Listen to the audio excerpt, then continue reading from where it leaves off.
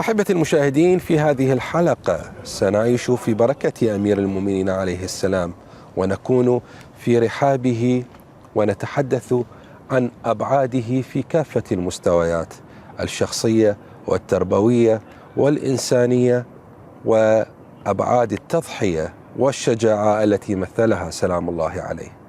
نرحب بكم في هذه الحلقة، أهلا بكم.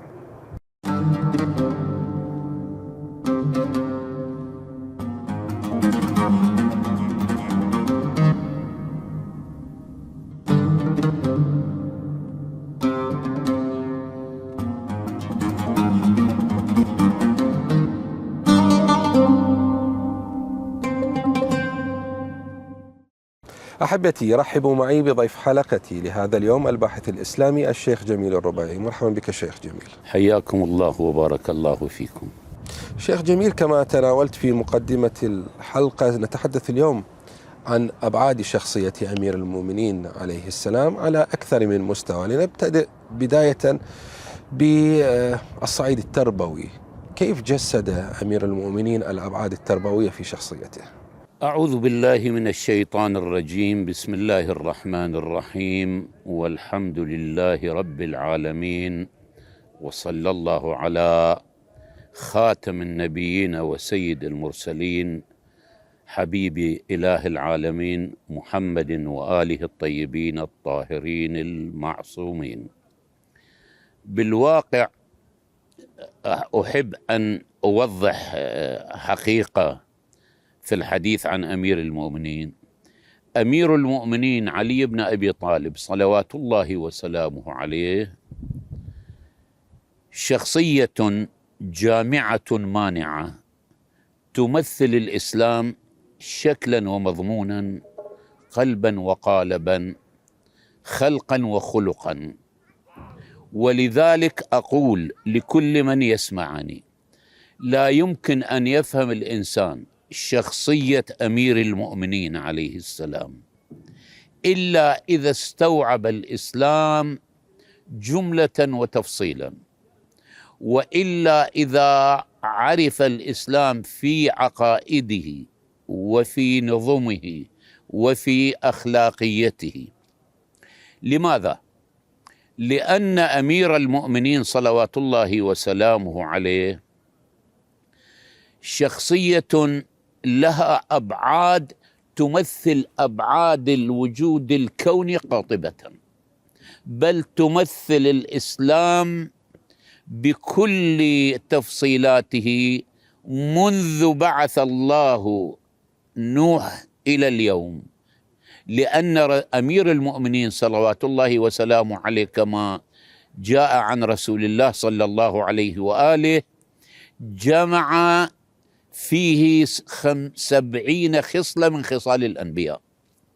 70 خصلة من خصال الأنبياء اجتمعت في علي بن أبي طالب صلوات الله وسلامه. أبرز هذه الخصال شيخنا؟ كل الخصال من الإيمان والعلم والتقوى والحب وإلى آخره. وقد قبل أن أدخل لهذا الموضوع قد أشير إلى نقطة، يعني قد يتساءل الإنسان ما هي أبرز الصفات في شخصية علي بن أبي طالب؟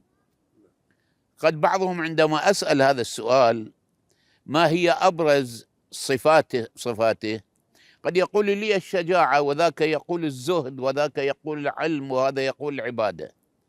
ليس كل تلك، لا.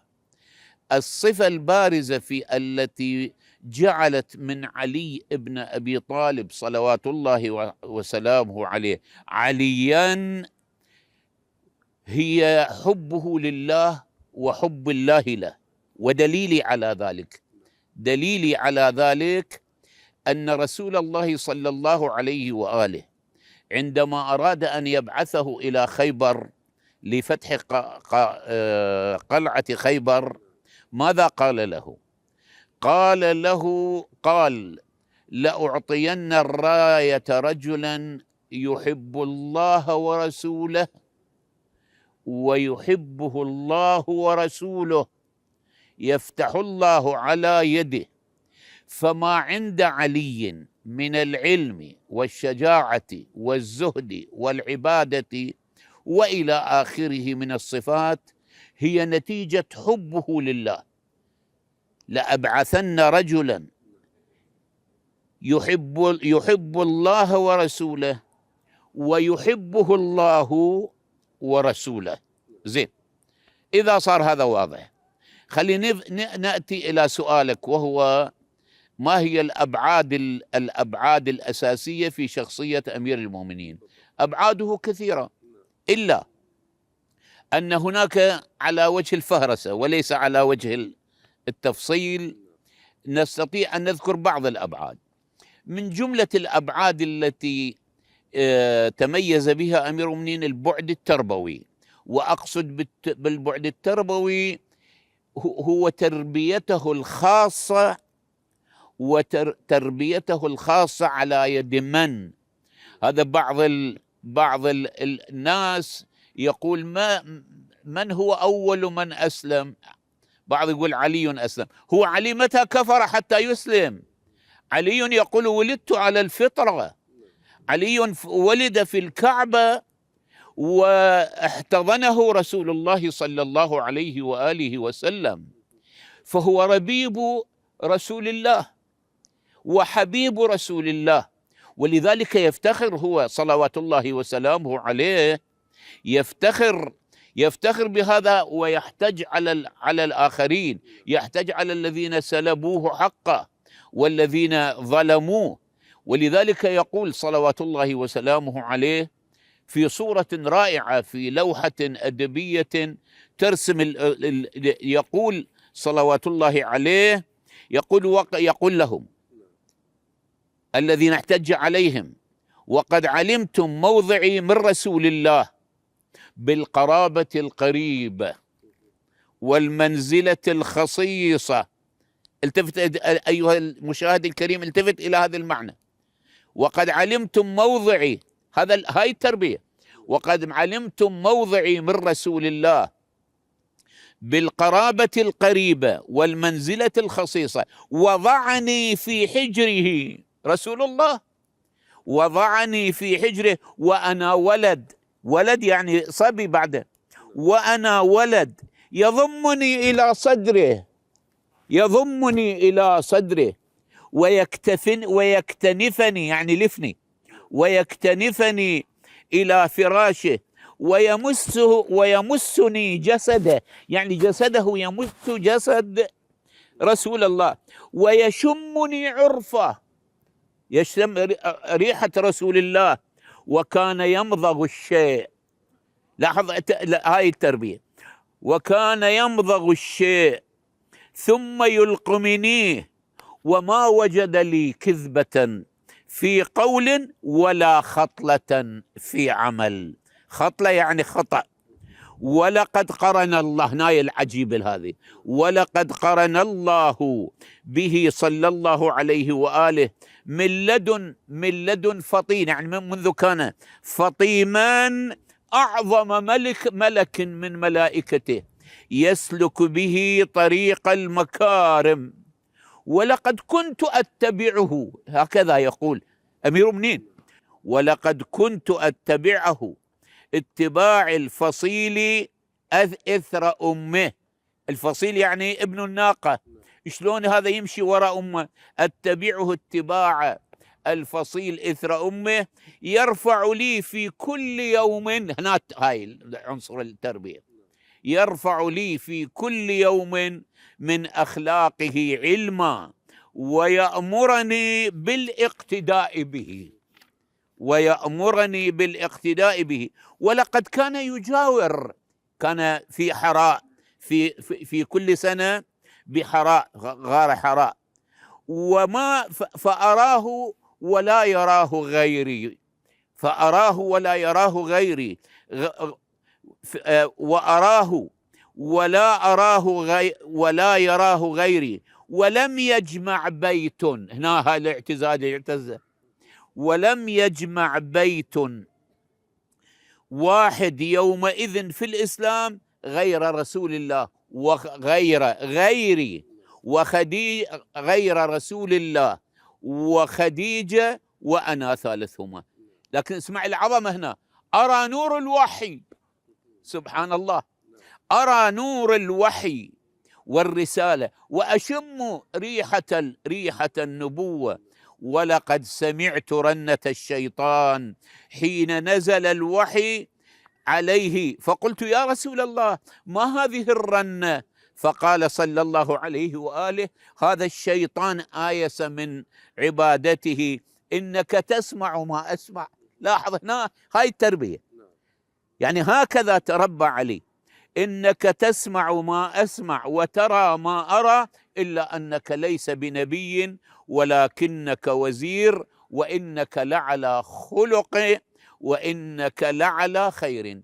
إذن الجانب التربوي الذي ترباه أمير المؤمنين لم يحظى به بشر على وجه الأرض أبدا، وهو أنه تربى على يد أكمل وأعظم وأشرف وأنبل إنسان على وجه الأرض إلى يوم القيامة، وهو رسول الله صلى الله عليه وآله. ولذا كان صلوات الله عليه كان يربي أصحابه على هذا. ولما تسمع لما يلتقي بكميل ويعطي الدعاء، ويلتقي بفلان ويعطي الحكمة، بالتالي هناك كانت انعكاسات التربية النبوية لأمير المؤمنين انعكست من خلال تصرفاته وأقواله في شبابه وفي رجولته، وهو ولي وهو خليفة وهو أمير للمؤمنين بكافة المراحل. بل أصبحت شخصيته تمثل شخصية رسول الله صلى الله عليه وآله، قلبا وقالبا وشكلا ومضمونا.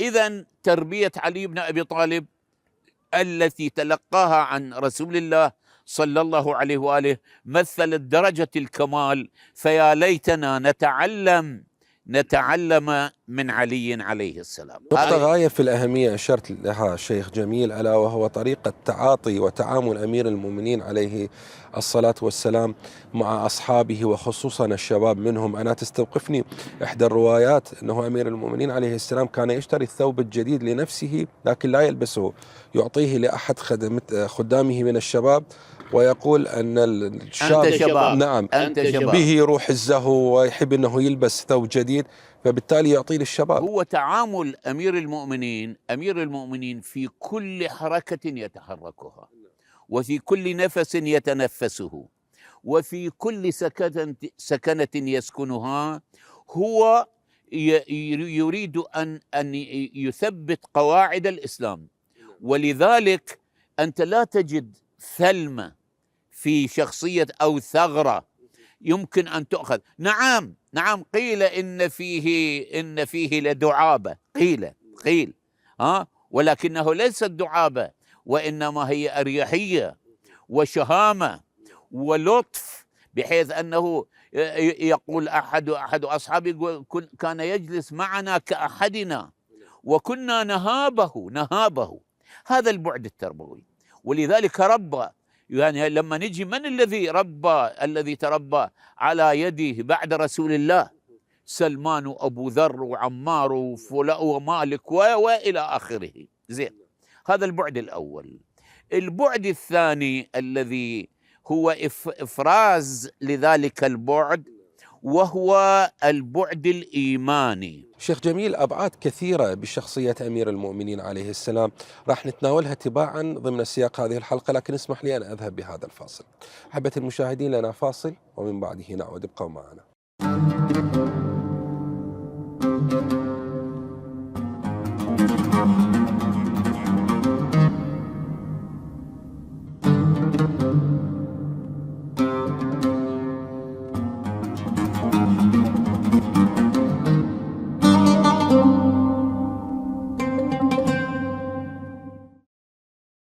أحبتي، بعد هذا الفاصل أرحب مرة أخرى بضيف حلقتي لهذا اليوم الباحث الإسلامي الشيخ جميل الرباعي. مرحبا بك مرة أخرى شيخ جميل. كنا نتحدث عن الأبعاد السامية بشخصية أمير المؤمنين عليه السلام، لنتحدث الآن عن البعد الإيماني بهذه الشخصية العظيمة. كيف تجسدت الأبعاد الإيمانية بشخصية علي بن أبي طالب عليه السلام؟ البعد الإيماني في شخصية أمير المؤمنين سلام الله عليه بعد متجلي في كل حركاته. نقصد بالأولا يجب أن نفهم ما معنى البعد الإيماني. البعد الإيماني وهو عقيدته بالله وإيمانه بالله واستشعاره العبودية لله، بحيث عاد هذا البعد الأساسي. عاد علي صلوات الله وسلامه عليه لا يرى شيئا في الوجود إلا ويرى الله قبله وبعده وفيه. يعني هنا كمال الإيمان. يقول ما رأيت شيئا إلا ورأيت الله قبله وبعده وفيه، وهذا هو كمال الإيمان. زين، هذا البعد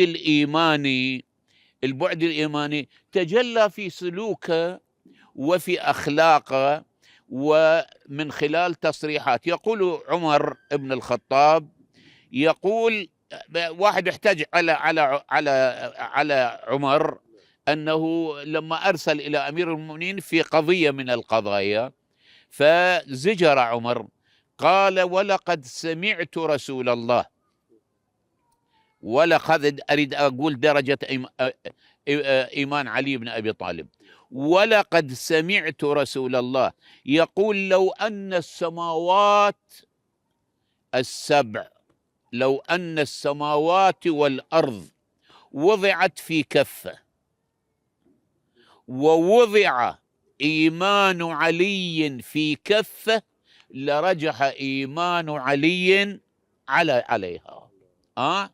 رسول الله يقول لو أن السماوات إذن حدود إيمان علي عليه الصلاة والسلام هذا ليس له حدود، لأنه وصل الشخص الكامل من كل وجوهه.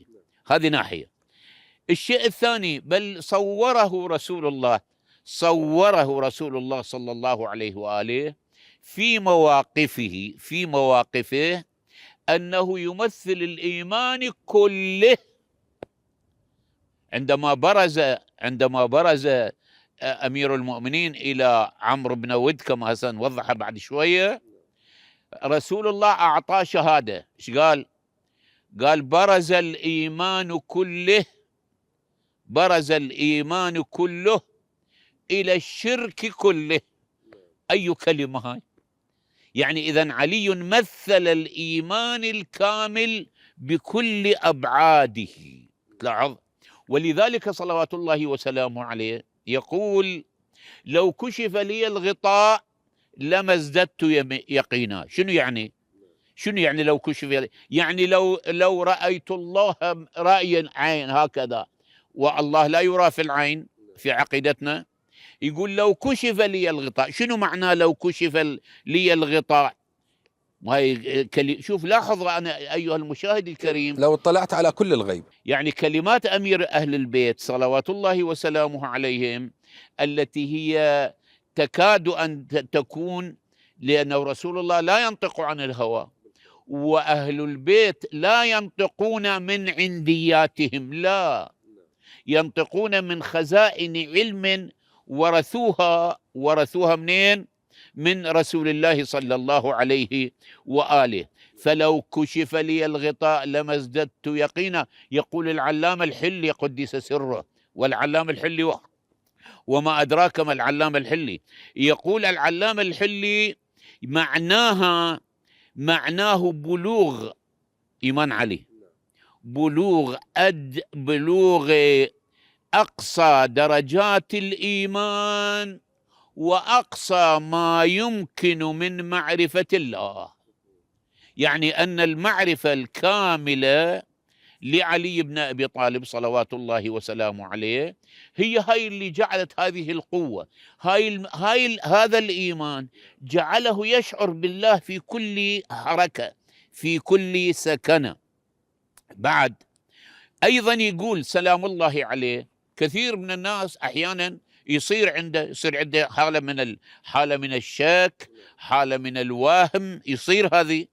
أمير المؤمنين يقول وما شككت في الحق مذ رأيته، وما شككت في الحق مذ رأيته. ولذلك يقولون وصل يقين علي بن أبي طالب، وصل إلى درجة حق اليقين بل عين اليقين. كلا لو تعلمون علم اليقين، علي مو فقط علم اليقين، وحق عين اليقين. وهي كل وحدة إلها تفسيرها الخاص. زين. فإذا أمير المؤمنين سلام الله عليه في إيمانه الذي لا يحد بحدود أبدا. يعني ايش قد تتصور؟ ولعله هذا السر اللي جعل من علي صلوات الله وسلامه عليه يؤكد دائما هو. ولذلك أراد أن يربي شيعته وأتباعه وطلابه، يربيهم على هذا الإيمان. فيقول مثلا على سبيل المثال، يؤكد دائما اعبد الله كأنك تراه، اعبد الله كأنك تراه، فإن لم تكن تراه فإنه يراك. هذه أكدها دائما تلاحظ. ولذلك كان في عبادته التي انعكست نتيجة عليه، نتيجة إيمانه، نتيجة هذا الإيمان. يقول ضرار الكناني لما دخل على معاوية قال صف لي عليا، قال دعني، اتركني. قال لا بد أن، قال أقول الحق. فقال له ولقد رأيته وقد أرخى الليل سدوله يتململ تململ السليم ويبكي بكاء الحزين ويقول يا دنيا غري غيري إلي تزينت أم إلي تجملت لا رجعة لي. وهكذا كان أمير المؤمنين صلوات الله وسلامه عليه. والأعجب من ذلك أنه كان يردع المخادعين. أكو بعض الناس تعرف أحيانا للإنسان ما حد يمر بدربه، لكن من يصعد المنصة، منصة الحكم، من يصير أمير الناس تجي تتملق له. شايف هاي الظاهرة موجودة. فأراد أحدهم ما أجيب اسمه، أراد أن يتملق لأمير المؤمنين صلوات الله وسلامه عليه. فيضرب مثل هو صلوات الله عليه، بعد ما يذكر قضية عقيل عندما أحمى له الحديدة وقربها وفز ونفر وكذا، وقال ثكلتك أمك أتئن من حديدة أحماها إنسانها للعبه وتعرضني إلى نار سجرها جبار السماوات والأرض. ثم يقول لاحظ هنا يقول هاي الكلمة لأنه إيمان علي سلام الله عليه يعادل السماوات السبعة والأراضين السبع. يقول وأعجب من ذلك طارق طرقنا. الطارق يعني اللي يدق الباب بالليل. وأعجب من ذلك طارق طرقنا بملفوفة في وعائها. لفة في وعائها، جايب له لفة لعلي بن أبي طالب خبزة يابس وملبسة خشن وكذا، وهذا جايب له هدية، جايب له رغيف خبز. نعم، رغيف خبز حنطة وحاط به حلاوة. شوف شو صورها أمير المؤمنين. وأعجب من ذلك طارق طرقنا بملفوفة في وعائها ومعجونة شنأتها كأنما عجنت في بريق حية أو قيئها. التصوير كأنما عجنت في ريح في ريق بريق حية أو قيئها، فقلت أصدقة أم نذر أم زكاة؟ ما هي هاي اللي أنت مقدم لي إياها؟ أصدقة أم نذر أم زكاة؟ وكل ذلك محرم علينا أهل البيت. فقال لا ذا ولا ذاك، لا هذا ولا ذاك. إذن ما هو؟ لا هذا ولا ذاك، ولكنها هدية. فقلت، هو أمير المؤمنين يقول، فقلت هبلتك الهبول، يعني هبلتك يعني اللي يسقط من بطن أمه، هبلتك الهبول، أعن دين الله أتيتني لتخدعني؟ أنت جيت خادعني على دين الله؟ هبلتك الهبول أعن دين الله آتيتني لتخدعني؟ أم اغتبط أنت مجنون؟ أم اغتبط أنت أم ذو جنة أم تهجر؟ والله شوف هذا الإيمان. والله لو أعطيت الأقاليم السبعة بما تحت أفلاكها. الأقاليم السبعة يعني شنو؟ يعني السماوات السبع سماوات بما فيها، والأرض بما فيها. والله لو أعطيت الأقاليم السبعة بما تحت أفلاكها على أن أعصي الله في نملة أسلبها جلب شعير. شايف النملة لما تسحب تشيل الحباية، تسحبها، شقد سهلة هاي أنه أنت تطقها بصبعك. والله لو أعطيت الأقاليم السبعة بما تحت أفلاكها على أن أعصي الله في نملة أسلبها جلب شعير، جلب شعير، ما فعلته. وإن دنياكم، هاي الدنيا هو ليش الناس كثير من الناس، ليش أمير المؤمنين يأكد هاي القضية؟ وإن دنياكم عندي لأهون من ورقة في فم جرادة تقضمها. ايش قدها فم الجرادة شكورة؟ وإن دنياكم عندي لأهون من ورقة في فم جراد ما لعلي ولنعيم يفنى. علي الرجل الآخرة، ما لعلي، هو يقول مو كلام، مو هذا مو حكي أنا، لا، ما لعلي ولنعيم يفنى ولذة لا تبقى. نعوذ بالله من سبات العقل وقبح الزلل وبه نستعين. إذن إيمان علي صلوات الله وسلامه عليه جعله في قمة الكمال الإيماني. شيخ جميل، شخصية بهذه الدرجة من السمو وبهذا الكمال الأخلاقي والإيماني كيف انعكست على محبيه ومرافقيه ومن يحيطون حوله من البطانة الحسنة؟ يعني حسب معرفتهم، يعني انعكست على سلمان المحمدي انعكاس غير الانعكاس حتى على أبو ذر. انعكاس على أبو ذر غير انعكاسها على مالك الأشتر. انعكاسها على أحدهم يقول له لما صار خليفة، يقول له الخلافة زينتها أنت، مزينتك. هذا ابن صوحان، عرفت؟ هذا انعكست في تعامله مع أصحابه. كان واتخذت هاي وسيلة للعيب. كان مرحا، كان يلاقي الناس بالطيبة، بالخلق العالي، كان يتعامل بالرحمة. أنا يوم أذكر كنت أبلغ في كندا، فسألني سؤال واحد، البروفيسور أنطوان، ما أدري شو اسمه، بس واحد بروفيسور، قال لي أنت شنو؟ قلت له أنا طالب في الجامعة النجفية. قال لي أتستطيع أن تحدثني؟ قلت له أي بلي. قال لي صحيح نبيكم يقول لا يشم رائحة الجنة إلا لا يشم رائحة الجنة من آذى ذميا. الذمي يعني اليهودي أو النصراني. قلت له أعظم من ذلك، أعظم. قال ما أعظم من ذلك.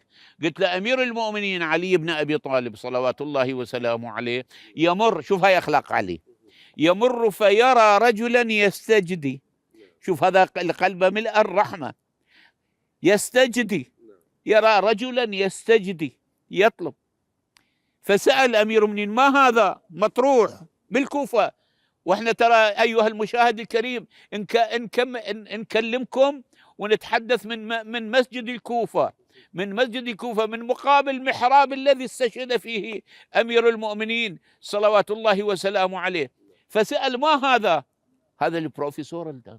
ما هذا؟ قالوا نصراني. قال مضمون الكلام: اعتصرتم شبابه فلما عجز تركتموه، احملوه إلى بيت المال، وعين له راتبا من بيت المال.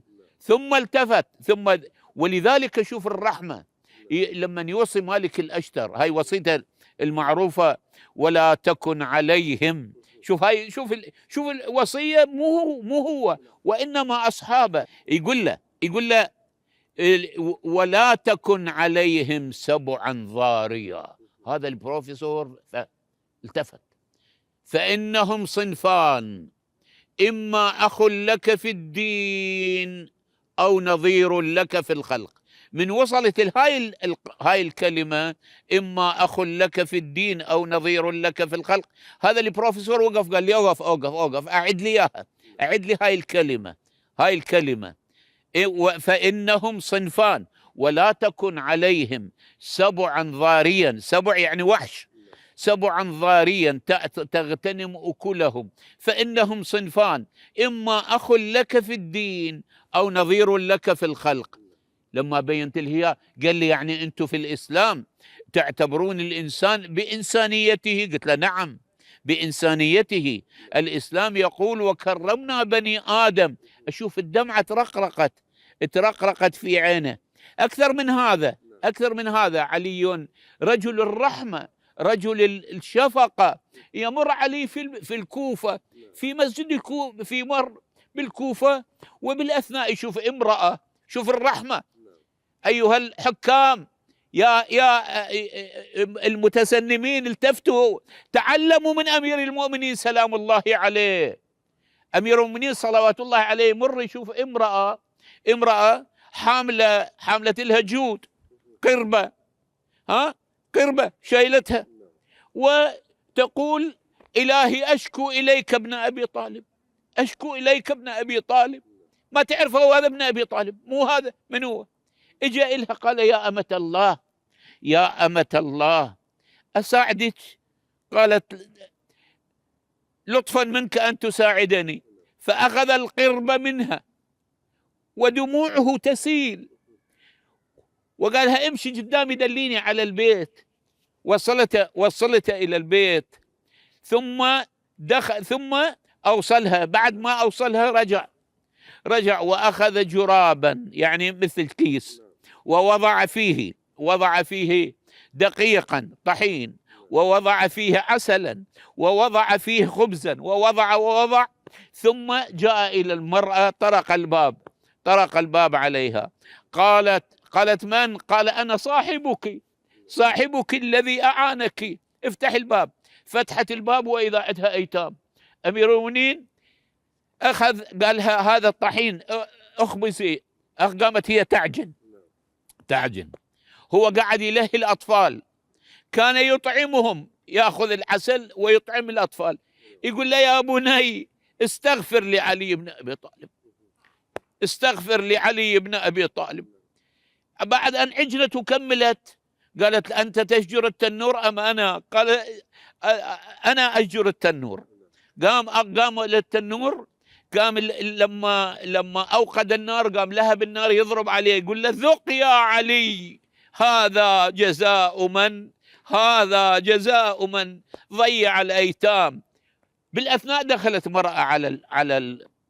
مرأة على هذه أم الأيتام، قالت له ويحك تعلمين من هذا؟ قالت من؟ قالت هذا علي بن أبي طالب أمير المؤمنين. عند ذلك صاحت وحياء منك يا أمير المؤمنين. قال لا، بل وحياء منك، وحياء منك يا أمة الله. هذا علي صلوات الله وسلامه عليه. هذا هو ربيب النبي. سنتحدث شيخ جميل بالكثير من المعاني الإنسانية والإسلامية والأبعاد السامية بشخصية أمير المؤمنين. ابقوا معنا بعد هذا الفاصل.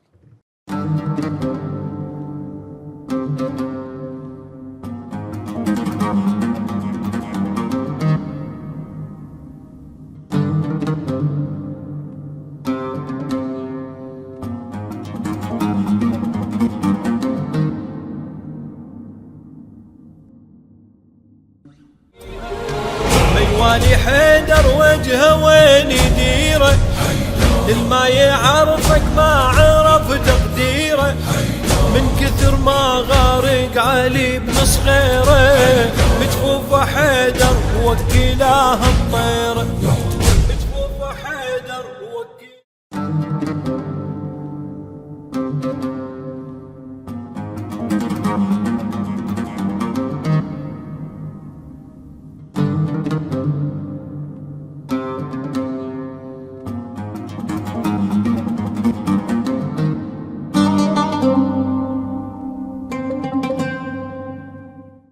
نستكمل الحوار أحبتي المشاهدين من بعد هذا الفاصل، ونحن نتحدث في الأبعاد السامية بشخصية أمير المؤمنين علي بن أبي طالب عليه السلام. شيخ جميل، للتضحية مكانة مهمة بشخصية أمير المؤمنين عليه السلام، فقد جسد قيم التضحية بأبهى صورها وصولا إلى استشهاده فداء لهذه الأمة. الجانب التضحوي والفدائي، لو أردنا أن نعرف أعلى درجة الفداء نجدها عند أمير المؤمنين. والدليل على ذلك إحنا لما نتحدث بالدليل، لأنه إحنا أبناء الحوزة يقولون نحن أبناء الدليل نميل معه حيث ما يميل. البعد التضحوي تجلى في مواقف، ولا كل حياة علي بن أبي طالب تضحوية كلها، لكن أريد أشير على قد الفهرسة. الدليل الأول هو يوم تآمرت قريش على رسول الله صلى الله عليه وآله، وأجمعت على أن تقتل رسول الله بمجموع القبائل، اللي بحيث يعني مو واحد، حتى كل قبيلة رجل كي يتفرق دمه بين القبائل. فعند ذلك جاء رسول الله صلى الله عليه وآله لعلي فقال له إن ربي عز وجل أمرني أن أهجر دار قومي، وإنه أمرك بالمبيت على مضجعي ليخفى بمبيتك عليهم أثري، فما أنت قائل؟ ماذا قال؟ كان علي يفرح فقال شوف جواب، شوف وين. أرجو المشاهد الكريم يلتفت إلى هاي النقطة. ماذا أجابه؟ فقال يا رسول الله أو تسلم بمبيتي هناك؟ أو تسلم؟ يعني إذا أبات أنا، علي سلام الله عليه كان محامي وحامي ومدافع. علي كان يخرج مع رسول الله لما يستعرض مكة، وكانت سفهاء والصبيان يرمون رسول الله. أمير المؤمنين منذ صباه يأخذ به ويضرب به الأرض ويقضم أنفه أو أذنه، حتى سمي من يجي علي ويجي رسول الله ينهزمون بعد ما واحد يدخل. فيقول له أو تسلم أنت يا رسول الله؟ ما قال له. لاحظ هنا نكتة لطيفة ينبغي أن نفهمها. يعني إذا أنا أبات أنقتل أو ما أنقتل، أنت سالم لو لا؟ يعني إذا تفكير علي وين تفكير علي؟ علي من منصب على حفظ الإسلام المتمثل برسول الله صلى الله عليه وآله. قال نعم. رسول الله صلى الله عليه وآله قال نعم. فتبسم علي وسجد إلى الأرض شاكرا الله، يقولون وأهوى إلى الأرض ساجدا بما أنبأه به رسول الله من سلامته. هذه القضية يعني قضية مبيته وهو يعلم بأنه يعني سوف يقتل 100%، ولكنه تحدى وعبر المشكلة. هذه واحدة من نقاط الفداء. وكسر شوكة قريش، ولذلك يقولون لما جاءوا وأحاطوا بالبيت ونهض أمير المؤمنين وسألوه قالوا له وين محمد؟ قالوا انتم مخليني عليه أنا رقيب. زجرهم وخوفهم من أبي طالب، ولذلك ما تقدموا على أمير المؤمنين سلام الله عليه، برز بسيفه. هاي واحد. الشيء الثاني في واقعة الخندق حين برز عمرو بن ود ينادي ولقد بوححت من الندى هل من مبارز، ورسول الله يصيح ألا من يبرز له؟ وصلت فضاقت الدنيا وبلغت القلوب الحناجر وتظنون بالله الظنونا. يقول أمير المؤمنين يفتخر بها هاي القضية، يفتخر بها. يقول لي السالبي حقه نشدتكم بالله هل فيكم أحد جاء عمرو بن ود وهو ينادي هل من مبارز فكعتم يعني وقفتم، فقمت أنا فقال رسول الله إلى أين يا علي إلى أين؟ فقال أقوم إلى هذا الفاسق. فقال صلى الله عليه وآله إنه عمرو ترتجف القلوب، إنه عمرو. فقال صلوات الله عليه إنه عمرو. فقلت يا رسول الله إن كان هو عمرو بن ود فأنا علي بن أبي طالب. شو تلاحظ ولذلك لما برز لعمرو بن ود العامري أمير المؤمنين مو مجرد شجاع، لا، أمير المؤمنين داعية من دعاة الإسلام بحيث يدعو أشد الناس عداوة.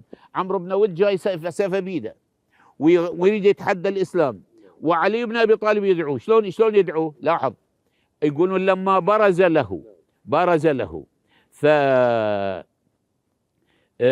التفت إلى يقول لما قربت منه، أمير المؤمنين يقول فلما قربت منه قال من الرجل؟ من هو هذا الرجل اللي برز لعمرو بن ود؟